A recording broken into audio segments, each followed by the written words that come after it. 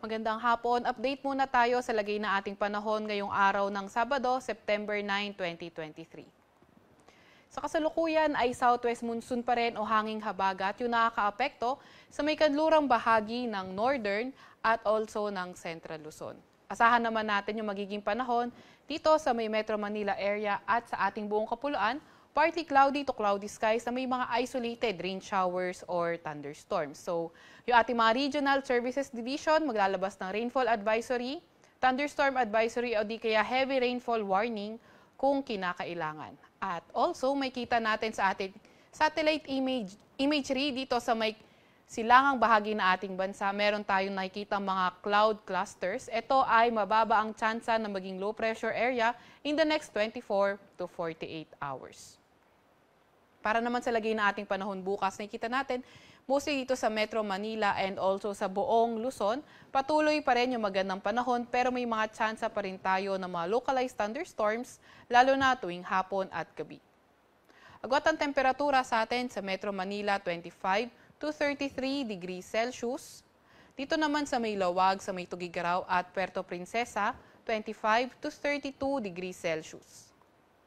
Para naman sa agwat ng temperatura sa Baguio for tomorrow, 17 to 23 degrees Celsius, sa Tagaytay ay 22 to 31 degrees Celsius at sa Legazpi ay 25 to 34 degrees Celsius. Para naman sa may Visayas and also sa may Mindanao area, inaasahan nga natin patuloy pa rin yung partly cloudy to cloudy skies na may mga isolated rain showers or thunderstorms lalo na tuwing hapon at sa may gabi. Agwat ang temperatura sa may Zamboanga Peninsula, sa may Cebu, pati na rin sa may Davao ay 25 to 32 degrees Celsius. Para naman sa may Iloilo area, sa may Tacloban at Cagayan, naasahan nga natin sa may Cagayan de Oro 24 to 31 degrees Celsius, Iloilo 25 to 33 degrees Celsius at sa may Tacloban ay 26 to 33 degrees Celsius. Wala tayong nakataas na gale warning sa kahit na anong baybayin na ating bansa at inaasahan nga natin yung karagatan sa ating area ay magiging banayad hanggang sa katamtaman. Para sa 3-day weather outlook ng mga pangunahing syudad natin, sa Metro Manila, Monday and Tuesday naasahan natin magpapatuloy partly cloudy to cloudy skies, may mga isolated rain showers and thunderstorms.